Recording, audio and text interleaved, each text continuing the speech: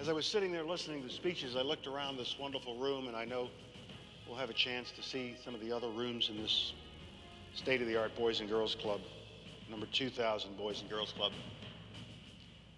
I thought to myself, I see all that steel, I see all that cinder block work and electrical work and air conditioning work, and it takes about this much stuff to make a jail.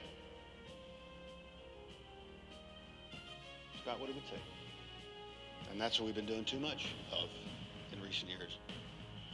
We've been using this kind of material and treasure to build jails, to put our children in eventually. No other civilized nation in the world has as many people in jail as we have in jail. So we need more mentors. We need more places like this, where the community comes together and says to the young people of the community, and especially in this neighborhood here, we care about you. Because you see, what these young people are seeing, not just a nice place to play basketball or in the computer room to run a software program. They don't see steel and cinder blocks alone. What they see are people who care about them. What they see are people who love them. What they see are people who have expectations of them and about them and will not let them fail. We do not have anything more important to do than to protect youngsters like this and put them on the road to success. The choice is very simple. We either build our children or we build more jails. It's time to stop building jails and get back to what we know how to do as Americans, and that's to build our children.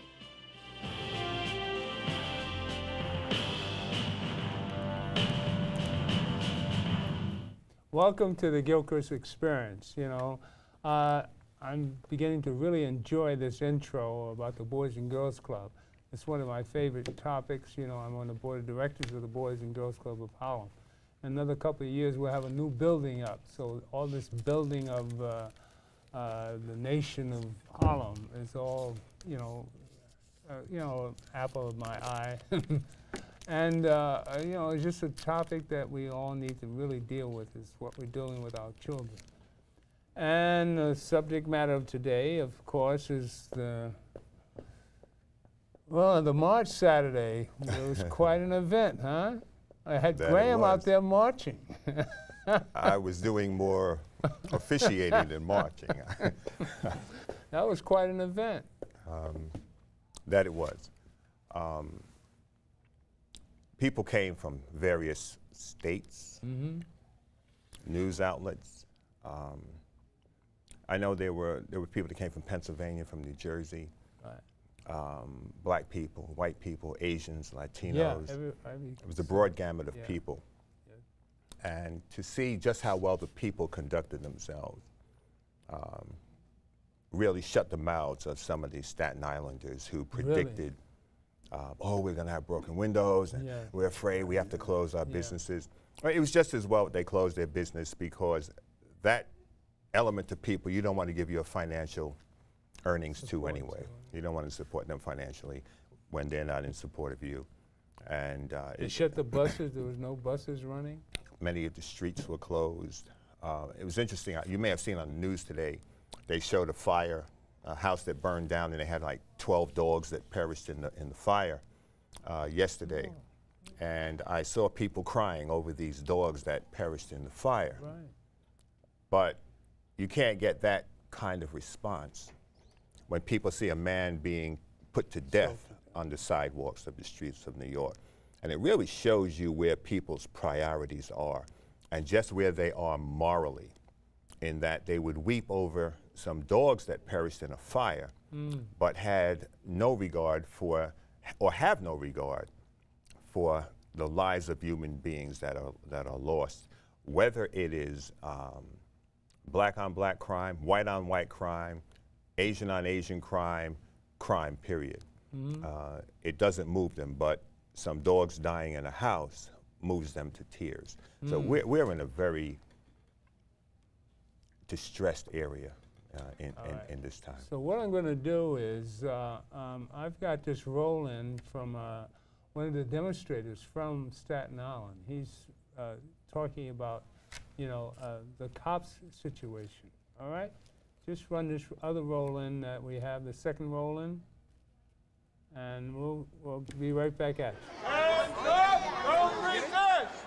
Hands up, don't resist!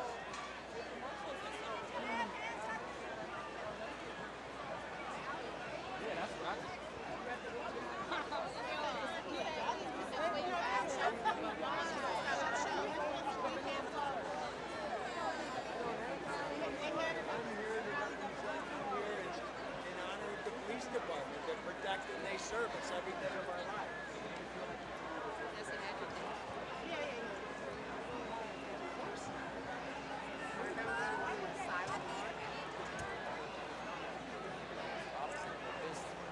My comment is, don't resist.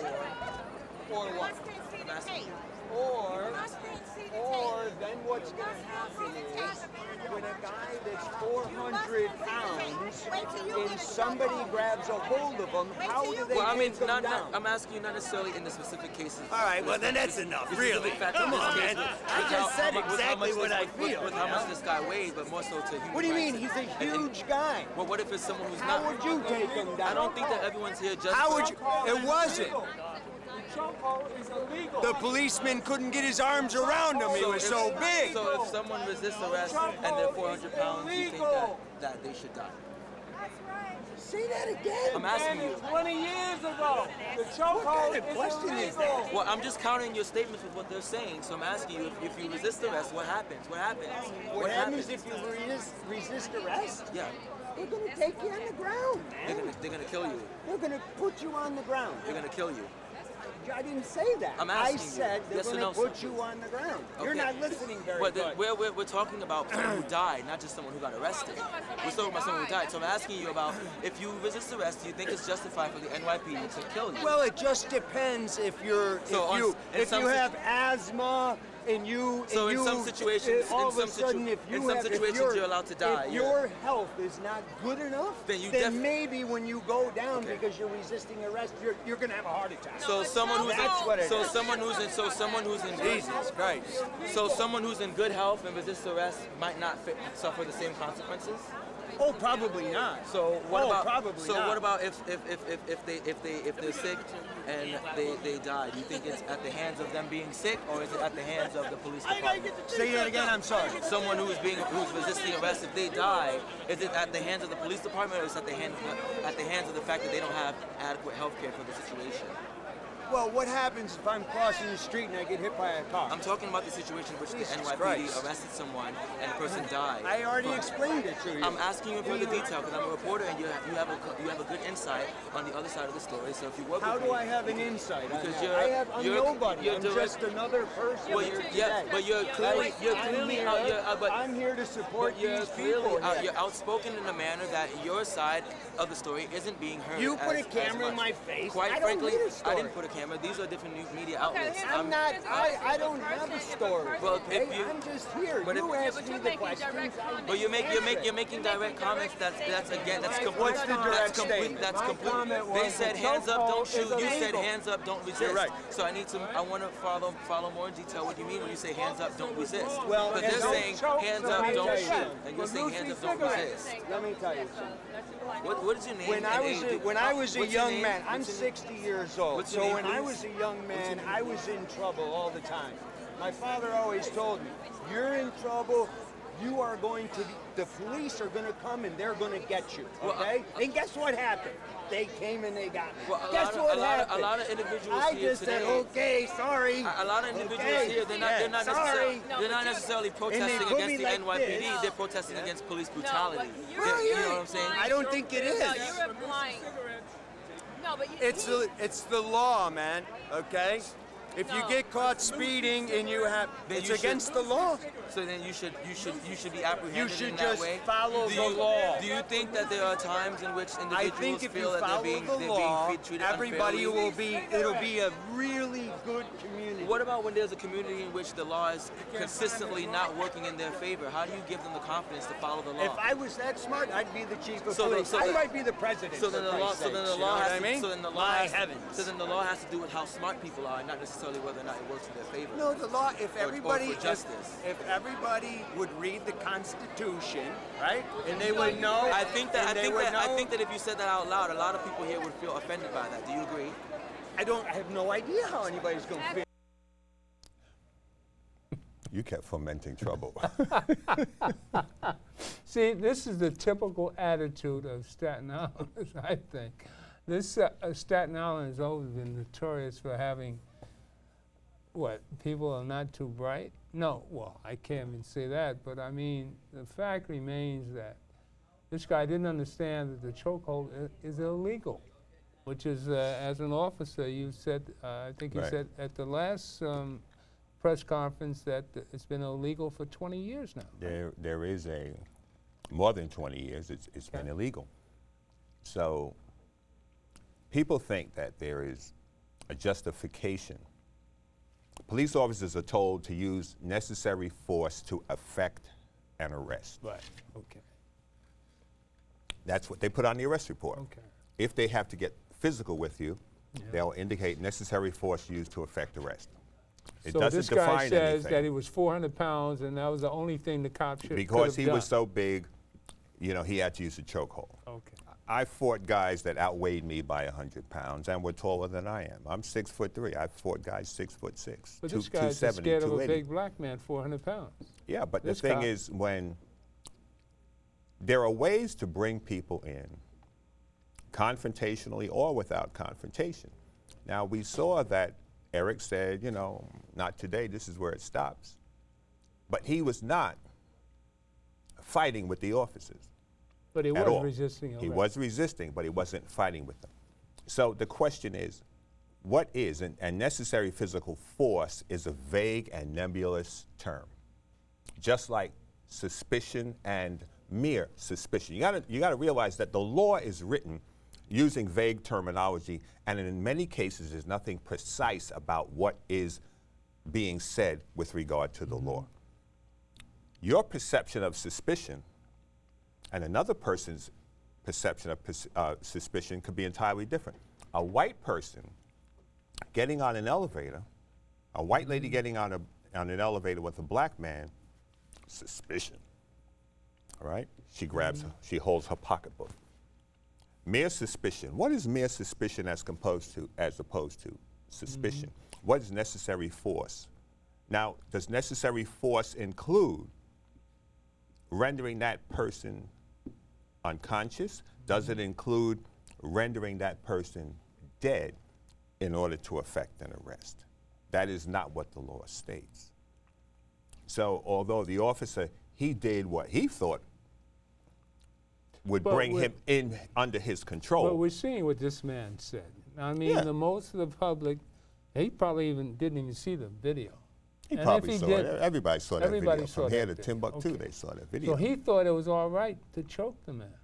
He thought that he was there to protest for the police. He thought it was appropriate that he used he used an example of speeding as a comparison to Right, if so you're if speeding you're or if you speeding. break the law. He said as a young man he was reckless, and his father warned him that if he kept it up that the police would come get him. And they came So and got he him. thought it was valid that Eric Gardner, selling Lucy cigarettes, got what he deserved for resisting arrest. But keep in mind, he was not selling cigarettes at that time. Well, we know that. That's another But this issue. person here, in support of the police, actually believes all this stuff. Sure, people believe what they want to wanna- believe, and they will see what they want to see. And they will interpret what they're seeing. No two people can see the same thing. So you see the same thing in the Ferguson thing too? You're see how seeing this it is there. coming out. You see there are people using this website to raise money for him. Yeah. And the website is making money off of the donations that are coming in. $300,000, I understand they've Right. raised so far. So, the website collects 15,000 of that, I believe. So, and I got an email today about it, you know, just before I left the house. So there's always going to be two sides to an issue. Always, no matter what the issue is, there will always be two sides. So, as Reverend Sharpton would say, we need to agree to disagree, but Right. to do it in a civil manner. and we'll see how that evolves with DA Donahue. The big deal, there's no big deal in an indictment. He can get the indictment. What really has to be examined is whether or not the case is sufficiently and ardently prosecuted. The district attorney's job is to advocate for the victim, regardless of who, cases. in any case, Okay. regardless of who the defendant is. That is the DA's job. It's not whether or not the person is, whether or not the defendant is a police officer or a civilian. The DA's job is to advocate for the victim, and that is what we have seen fail repeatedly, year after year after year, case after case after case, 95% of the time, where the DAs in New York City and across the country have failed to advocate for the victims of police violence. Well, you see the difference in the two cases, right? Both of them for minor infractions. One for shoplifting, and the other one for selling loosey cigarettes. Yeah, but both of these big guys. Brown wasn't arrested for shoplifting. Well, I mean, it was because of shoplifting. We have a Skype caller. Is that a Skype caller? Is that a phone call? Do we have someone on the phone? Nicht alles, the invitation, a copy. Ah, Rabbi Weiss. How are you? Ah. Give me a second. Ja, hallo? Hello. Ik ken aan van phone. Rief Speedy, er zal schicken to 262-8342@gmail.com. En zijn info@nkusa, de invitation. Is geheerd? En vader van macht ons jetzt zijn te die van zij gezet. So. You know what we're going to do? No, we have another subject matter that we need to be talking about is the peace agreement in Gaza, all right? And we have an old friend of ours on the show, Rabbi Weiss. Welcome, Rabbi Weiss. We haven't talked to you in quite a while. How you doing? With the help of the Almighty, thank God, and God should go further. How you doing, man? Yeah, we are trying with the help of the Almighty to do His will. We've got to get you to the studio. You know, we need to really talk. You haven't been on for years now, and it's good to see you. I'm sorry we can't you can't see us, but you would have to get us on another computer and stream it. Right. Okay. Fine. But we can hear. You can hear us. I hear you very clearly. Yes. All right. We can see you. Thank you. What I wanted to do is talk about Gaza and the experience that you've. Give us some insight on what you think this peace agreement has done for us. And you have a good insight of what's actually happening out there. And of course, you can speak to Graham here, your old buddy. Right. Good to see you. Hi, I hope you're all well. Yes, we are. Thank you. We would love to be there also to greet you personally. And God should help a lot of success in your lofty endeavors, what you're doing over there. It's great. I might mention that last show that we did, we must have maybe 5,000 hits on it. Everybody's watching that one. The last one you and Graham did at the house. Yeah. Everybody watches that. But great. Give us some insight on what you think Israel had done to the Palestinians. And we have a friend of Graham's calling in a few minutes.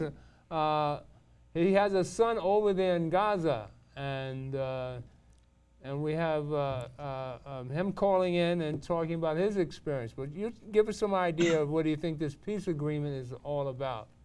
Yeah, well, let me preface this this conversation with I pray to the Almighty to bestow upon me His truth, His wisdom, that I may be worthy of conveying His message, that we could somehow broadcast to the world to sanctify His name, bring true peace to the world with God's help, inshallah. Basically, you know, the whole thing is the whole issue. What we have this quagmire, this terrible Nakba, the tragedy is really taken way out of context. Unfortunately, you know, the victims are vilified. The villains victimized, so it's the whole thing becomes confusing to many people around the world. And I hope with your show we'll have the opportunity to clarify a little bit, at least, to give a window of opportunity that people should be able to study the subject in the proper perspective. The issue here, the root issue, the reason that there is all the bloodshed, the beginning to the end, the whole encompassing issue and in the core issue is based and rooted in one thing, that there has been an illegitimate occupation of a people. We're not going to condone or this, the issue of violence, what the reaction should be. We're not getting into that subject. We'll discuss it, but that's not but the core issue is, and the way to bring an end to this bloodshed is to understand that the reason that there is a rift, a mistrust, a hate, an animosity, and the resulting bloodshed, and is all because there has come a movement, an ideology of Zionism. They have come with the goal of acquiring a piece of land, a land for themselves, a state, a nationalism, sovereignty, and in so doing, firstly, they're rebelling against God. We'll talk a little about that with God's help. But secondly, of course, which everybody sees, they have attempted to create this sovereignty in a land that was simply inhabited by another people. And by ignoring their rights, by trying to have them forcefully removed, they have, of course, brought about the result of bloodshed. It's simple as that. They have no right. It's not like when I go or you go and you buy something from a store, you walk in, you say, hi, how are you? You have a conversation, you decide on a price, you pay, everybody's happy. He walks out, and the fellow who sold it is happy with his money, you're happy with what you bought, and that's what the way the world goes, and that's the way God created the world, that it should work that way.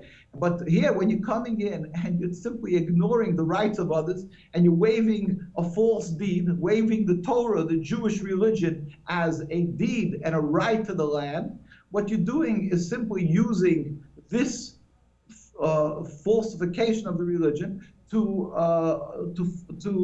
abuse, another people, to entirely eradicate, or whatever, it's not really eradicate, but remove another people. That is unacceptable. That is unacceptable, and of course, it brings the hate up to a level, of course, that there's bloodshed. Again, we'll repeat it again, that we're not condoning the violence, we're not getting into that issue, we're getting into that, it's almost it's almost impossible that there wouldn't be bloodshed, you can say, or impossible that there wouldn't be this end result of this bloodshed. So here you have the people in Gaza, the people in Palestine. Their homes have been stolen, their area has been stolen. They're and the ones that are remained are, of course, in a prison. Gaza is an open, like they call it, an open-air prison, and then they're not happy, of course, to say the least. And what happens is then the Zionists scream, "You hate Jews, you're anti-Semitic." And now they propose the peace.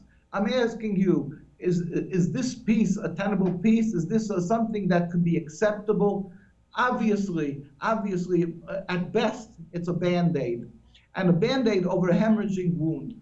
And that's what it is. And any doctor who's a reputable and acceptable doctor, when he sees a hemorrhaging wound, would send the patient out with a Band-Aid, knows that is a malpractice, So let me just, with God's help, I'm a little long-winded, but let me just say,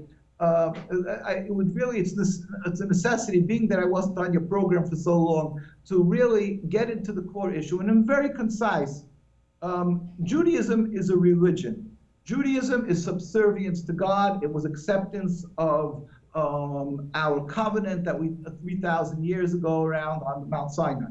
That is all what it is. it means a covenant with God, to emulate God. Just as God is compassionate, we have to be compassionate, to keep his laws, not to kill, not to steal. And at the same time, God at the time required of us to go up to the Holy Land.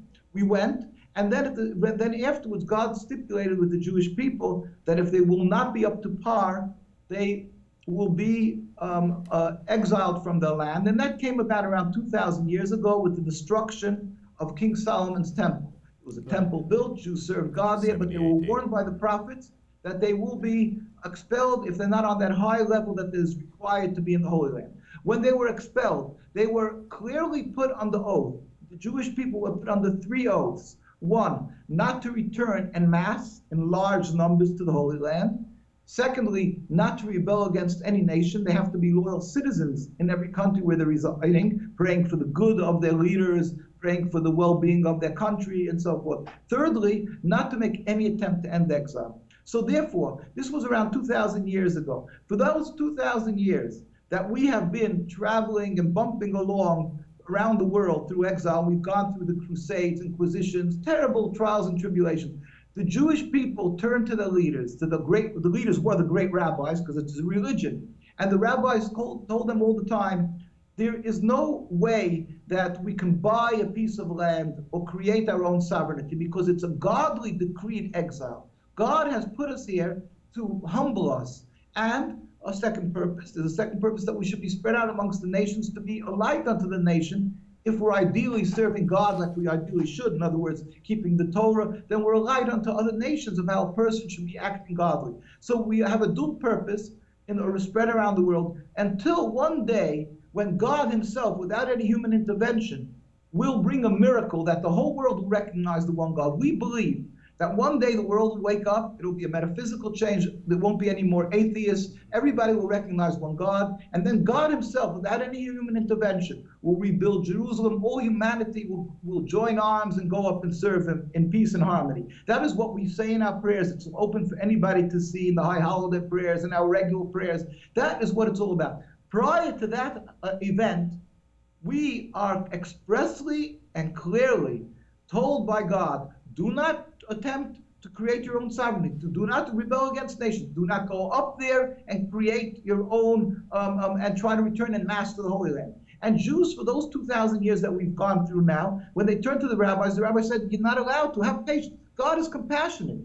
God sees your suffering. God sees what we're going through, and when he feels the time is ready, he will end exile. But till then, don't even attempt to create your own sovereignty, not only in Palestine, but in Uganda or wherever, the Zionists wanted to originally make their land, in Patagonia, wherever it is. You can't. That's not God says, be spread out amongst the world and serve him. If you try to escape his hand, if you try to make your own protection, so to say, your own land, you will only fail, and we will suffer greatly by that. So till Zionism came, which is a recent phenomenon, of 100-odd years. That's what it is. The Zionist movement is 100-odd years. Judaism is 3,000 years around. So until that day, Jews, although they went through such terrible times, they believed in the compassion of God and his Torah, and respected it and didn't make a state. Zionism came and they totally ridiculed the Jewish law, the Jewish teaching. It was a bunch of, almost in its entirety, the leaders of Zionism, like Theodor Herzl, Jabotinsky, Ben Gurion, Chaim Weizsäcker, all these guys. Today you have Netanyahu. These weren't God-fearing people. Some of them openly professed their hate for the religion. As Jabotinsky said, Jews with beards and pay shouldn't have a right to vote in their new state. Theodor Herzl announced that he's not circumcising his son. So basically, these people wanted totally to throw away the Jewish religion and create an ersatz Judaism, a new type of Judaism, a nationalism. And they decided to create a state. They wanted to make it in other areas, in Uganda, here, there, but they decided, because of practical purposes, to make it in Palestine. But they were ready to do this, and the rabbis opposed it, even if it wouldn't have affected other people. In other words, even if the land would have been totally uninhabited. We as Jewish people will never accept the state of Israel. Even if the people, let's just say in Palestine, would have given them the land willfully, we would never accept this because Jews are not allowed to have sovereignty. Now, what happened is when these Zionists, because of their decision for practical purposes to go up and create their sovereignty, their nationalism in Palestine, and they had a technical problem. It was inhabited mostly by Muslims and then by Christians and by a Jewish community, a God-fearing Jewish community. When they decided to go up and make their state there, so now they had, in order to do that, they had to ignore the human rights, the good, and everything, all the rights of these people that were living there. So they had to either push them out or subjugate them, oppress them, whatever they did. And that is why, so in every facet, this creation of the state of Israel ignores the laws of Judaism, the laws of the Torah, what people, a lot of them are what's called human rights, we call godliness, that says you're not allowed to steal, you're not allowed to kill. They ignored all of this because they were estranged from God. They had another moral, they lost a moral, godly moral ruler. They, a ruler, I mean a measuring stick. They lost that. They have nothing. Their morality is dictated by their yearning to achieve a goal, a piece of land, and anything that stands in the way of achieving this end gets sacrificed or gets trampled on if it's standing in the way of their coming to the God, or what we like to say, it gets sacrificed, and their idol of their ideology of Zionism, everything that stands in the way gets sacrificed. Jew also, not non-Jew, of course, the Palestinian people. And the Jewish people have been standing and protesting since before they were a state, when they came up to Palestine and when they were still in Europe, because the fathers of Zionism, this ideology was born in Austria, in Germany, and as soon as they started with this heretic way of thinking, before they even came to fruition, before they of a national home, when they were just thinking about it in Europe, the rabbis stood up. We put out a book called The Rabbis Speak Out. It's a compilation of 130 years, right? The state is 66 years, 130 years of rabbinical opposition to Zionism. We have the greatest leaders of the Jewish world, whether it is Lithuanian Jews, Sephardic Jews from Middle East, African Jews, Eastern European Jews, all the leaders, the Chafetz Chaim Yisrael Meir Cohen, who passed away in 1933, before the creation of the state.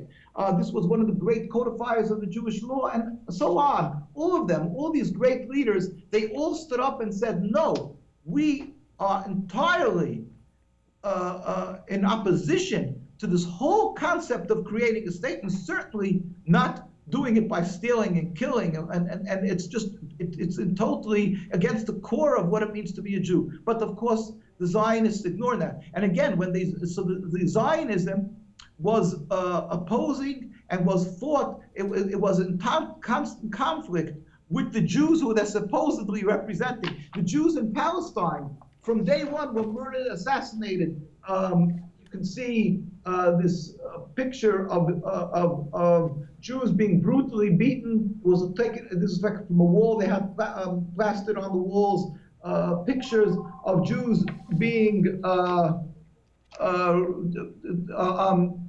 murdered and assassinated, and everything else done to them. Are we still together? Are you with us?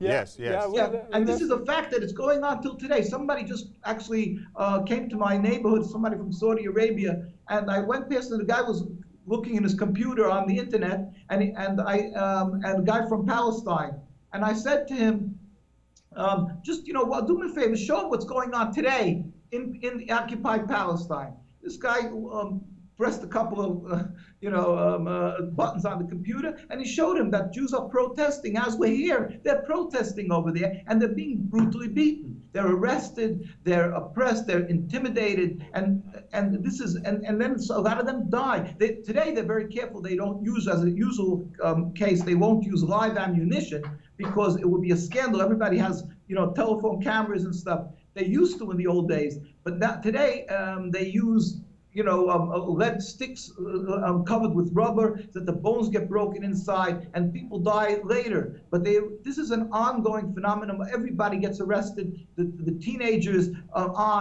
everybody has a story how they sat in prison either a few days or weeks or months or whatever it was. This is something that is an ongoing thing. In the 1920s, when the Zionists actually were trying to get their right to ratify their state, the chief rabbi of Palestine pleaded with the United Nations, the emissary from the United Nations, and there's it's in their documents. You can look that up. We have a booklet called "The Struggle," a pictorial of the struggle of Orthodoxy against Zionism, and we have some of the pictures some of them just came to light just recently. This was Rabbi Sonnenfeld in 1920 at the government house of the British High Commissioner. They were pleading. Believe it or not, the Britain wanted to insist, and they insisted that Jews should be registered under the Zionist organizations. Zionism was ratified, as you know, but it was a Balfour Declaration. Different Britain gave them the rights to the land. And when they did that, they said the Jewish community that was living in Palestine will be thrown under the jurisdiction of the Zionists. We have to fight that. Rabbi Weiss, one question. Yes. Tell me why we hear nothing about this. Why is it that we hear nothing about this? I'm a God-fearing person, and I believe I'm speaking to a lot of God-fearing people, and so we say really a lot of this defies logic. It defies logic how the United Nations can ratify and give the so-called, like the Jewish people call it a Jewish state, Israel they called it, and they would give this a majority of the area when the Jews were the minority in Jerusalem, and how they could altogether divide a land. Imagine taking New York and say, okay, we'll split this and we'll make it into 4 sections. A Jewish section, African American section, an Italian section. Rabbi Weiss, do you realize that looking at you and seeing yourself, you represent Israel to most Americans? And you're telling me that you're opposed to the establishment of a Jewish state. Now, how does that really take with most Americans? When you represent Jews. Exactly. That is you've touched on one of the basics, the most important issues that were critical issues here, because they claim they hijacked, they took the Star of David, they took the name Israel, although these people are such hypocrites, so full of hypocrisy here, because they are themselves not practicing Jews. Theodor Herzl, as I say, announced in the newspaper proudly that he's not circumcising his son, the basic covenant of a Jew. They don't keep the Sabbath, but the 10 Commandments, and yet they have the audacity to call themselves the Jewish state, representing taking the Star of David, King David, using the name Israel, which is Jacob in the Torah. They have the audacity. It's like, imagine, or as my colleague I just heard, a rabbi said, imagine that like Joseph Stalin will say that he is the representative of all Christians, or something, or you'll get some atheist to say because he knows many languages and is gifted, he's the head of Christianity or something. You're taking people, happens to be that they were born from Jewish parents, maybe, and they claim they ignore the tenets of Judaism. They ignore the generations that respected that the leadership and the representation of the religion is holy people, scholars, God-fearing people, and these are all ignored by them. And they get out there after they finish the meal of a pig and that was prepared on the Sabbath. And everything else that's wrong, with the heads bared, and they come and they say, well, they put on this facade of holiness, supposedly, or whatever, and they say, we are representing, the end of God's exile. We are representing Judaism. God gave us the land, and waving the Torah as a deed, and with right hand and the left hand, they're covering the mouth of the rabbis who are saying, what are you doing? What are you talking about? God gave us the land when we left Egypt, but he clearly, in all the books of the Jeremiah, Ezekiel, Isaiah, and all the prophets, he warned us that we will be driven from the land. We were driven from the land, as we say in our prayers, because of our sins. We were driven from the land, not because we were physically weak. It was a godly decree, and we accept it lovingly. It's like medicine is sometimes bitter. It's a godly decree, and we are forbidden to return. We are forbidden to return as a nation, and God forbid, steal from the people that are living there. Yes, we do, as a Jew, hope for the day when the Almighty, as I say, will bring a revelation of his glory where all humanity will recognize him, and then we and our Arab and Muslim neighbors, everybody will join hands and go up and serve him in harmony. But if I come, or somebody comes with a gun and puts it in the head of an Arab or a Muslim person or anybody and says, hey, this is my land, you have to give it to me, then you know he's a phony, because the Torah clearly states that that's not the way it will happen. It will be all humanity going together. So this concept of Zionism is very explicitly and clearly explained to the Torah, that God foresaw this and said, don't do this. And if you will do it, it's warned in the Torah, it will bring to catastrophe. It says it will bring that we will be hunted like animals. This is they are inviting upon the Jewish people a terrible catastrophe, God forbid. So not only the Arab and the Muslim people, but on the Jewish people that they're supposedly protecting. So you're asking how are they able to do this? And how is the world not able to see what's happening? We believe ultimately that there's like you would call a shaitan, a Satan, that there's a power of evil that every person in life has to fight this evil, you know, and there's a person is in his life in a constant struggle between good and evil. And God always puts up tests. This generation, the test, or one of the tests at least, is the Zionism, and the world, the United Nations, was blinded by this test and ratified for them a state that was totally illogical and defied legitimacy, you know, by giving it to this minority and by altogether dividing the land into plots that one belongs to Irish and one belongs to Jews and one belongs to... That defies logic. It's not here. Let me just finish 1 second. In other words, you have the United Nations that are supposed to be united, and that's supposed to be able to bring together the hearts, and that religion shouldn't play a part in separation, you know, in dividing. And here they ratified, and I'm not out here to stand, you know, and stamp on the United Nations. I'm saying that it was, at that time, it was the works of Satan, that people that are brilliant people, think tanks and so forth, would ratify something that is totally illegitimate, giving a piece of land, throwing out the inhabitants, and giving it to this exclusive group.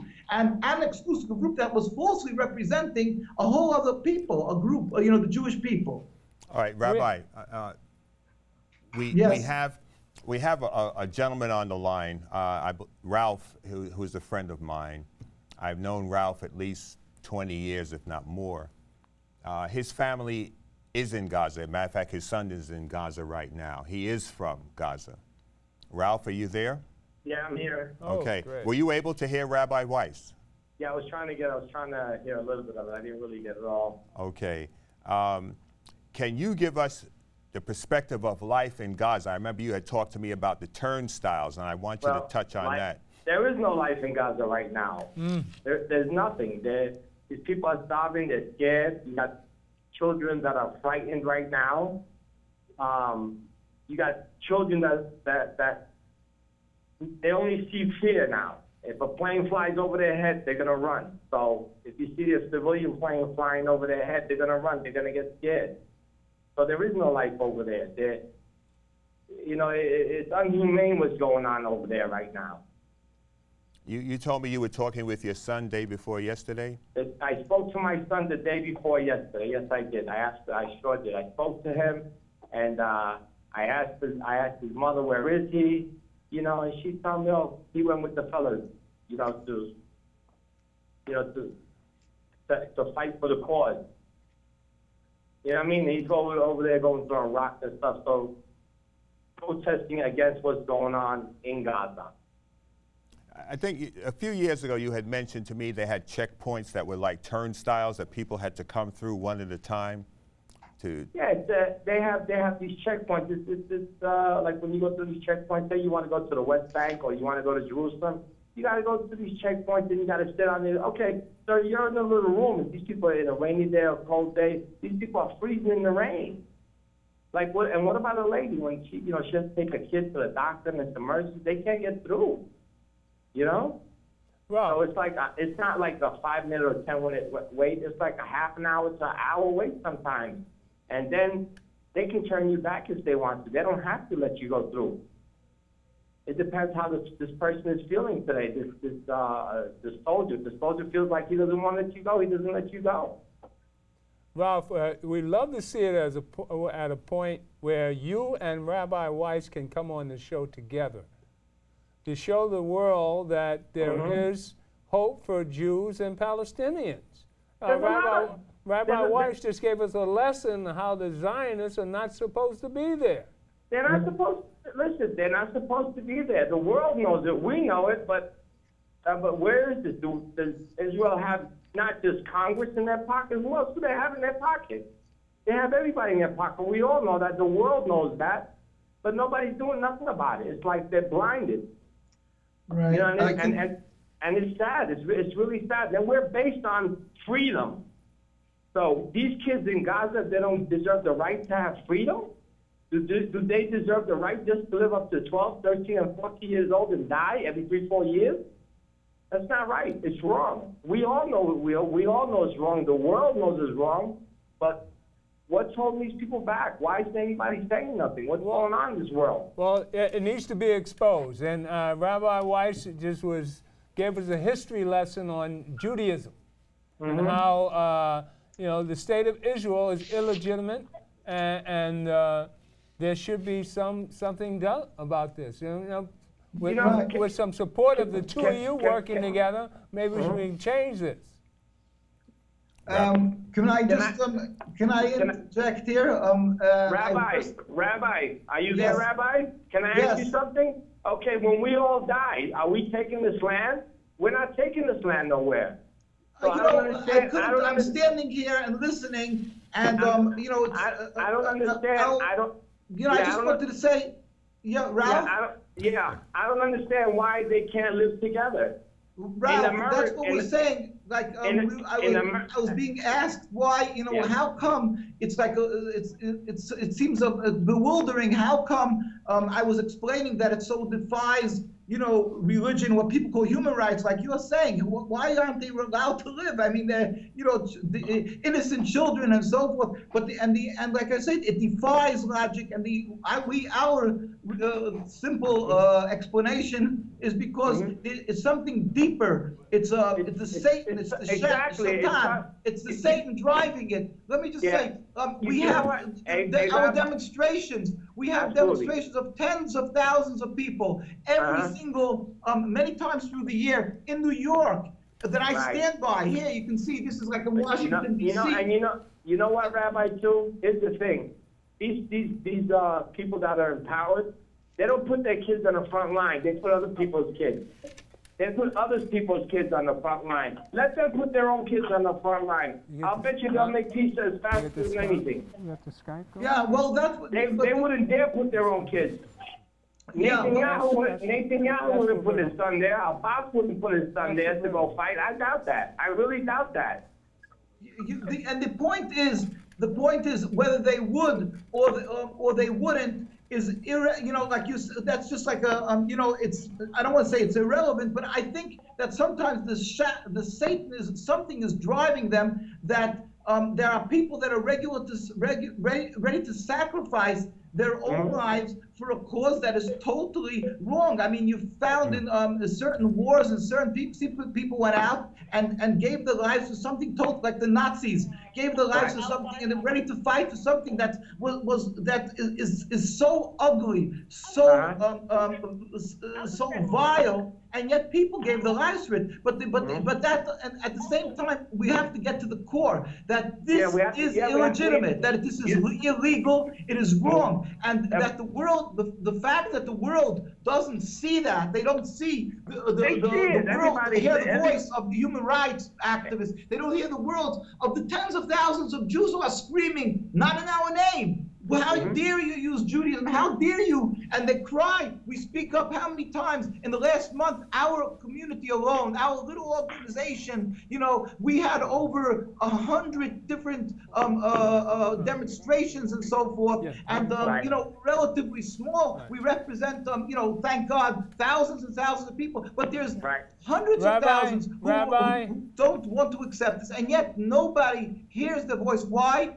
Because there's something deeper, but that does not give us the right to be silent. Right. We have to be stubborn and stand there and tell the world that there is no excuse, that this is against, it's not a religious conflict. This has nothing to do with religion. Like you're saying, how can we can't live together? We have been living together for hundreds and hundreds of years. We have been living together for hundreds of years. And you know what the funny thing is too, Rabbi, here, like, you know, I'm in New York now, and in Fort Greene and Bed-Stuy, and, you know, I see a lot of Jewish friends. Like, I have a lot of Jewish friends. I have a lot of them. I speak to them, you know, we speak and everything. And then it's just like when you go over this, the whole total new game. Nobody wants to speak. It's like, what's going on? Yeah, you know? But they, like I say, the fact is, it's, you know, Zionism is a mere 66, the state is a mere 66 years in existence. And the fact is that there are plenty of Jewish people and Arab and Muslim people who are alive, who remembers, who can testify how they lived together in the same houses. They babysat each other's children. They nursed each other's children. They lived and trusted each other and helped each other in every issue of life. And how and what changed? The only change is nothing to do with the change in religion. We distinctly have different religions, but that was never an impediment of coexistence. The difference was that was thrown into this mix. Zionism, an ideology with a group of people who want to cram this ideology into these inhabitants, and they've created this result of bloodshed, of suffering, of animosity. Right, gentlemen, Rabbi. We're running out of time. But what I want to do is that both of you have an open date to come on together. All right, we're going to have to get the two of you on together, because this is such an important topic that the world needs to see the two of you on the same show together. This conversation was amiss because of the fact that you were talking on the phone. Well, we could see Rabbi Weiss, but we have to get the two of you on the show at the same time, and we're going to review this topic again. But let's go. I've got to roll in, and we'll come back to you guys in a minute. All right? Okay. So, Rabbi Weiss, we'd like you to call back. Pleasure. I hope to be able to celebrate with you a speedy and a totally free Palestine before he makes our meeting together on his show. Oh, that's fantastic. No, Rabbi, thank you. All right, we're going to show the celebration. Guys, thank you. Thank you, Ralph. All right. Thank you. All right. Roll the last roll in, and we'll come back to you right after that. All right? Thank you.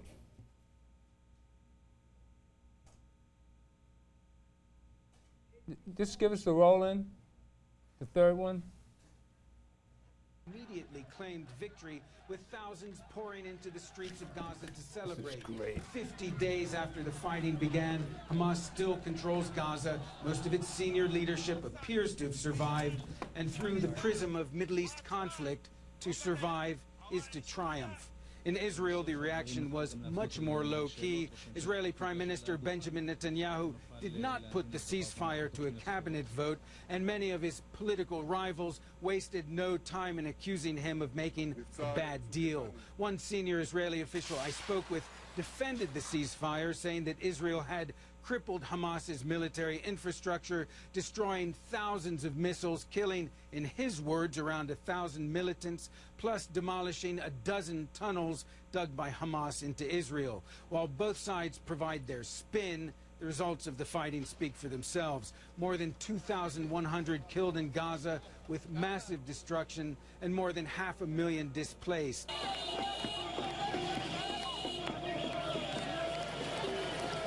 After 50 days of fighting, the people of Gaza are taking a collective sigh of relief. They've been pent up in their homes, in shelters, while militants fired rockets and Israel bombarded the Gaza Strip. Now they're celebrating.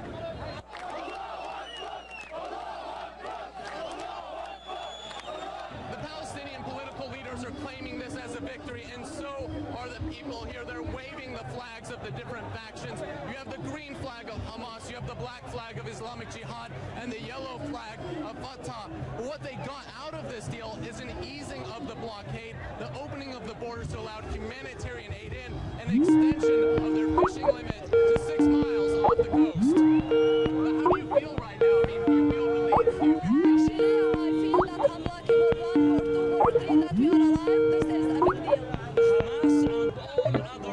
Hi, are we on?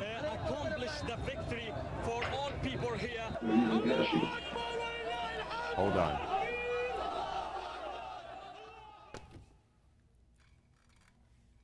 Okay, Rabbi, we just ran some film footage of the people in Gaza after the announcement was made that the ceasefire had been agreed to by Benjamin Netanyahu, and that some of his own party members are in opposition to him agreeing to a ceasefire. And Hamas and the other factions in Gaza are working collectively and rejoicing in the streets. Humanitarian aid will be dispensed in Gaza at this time.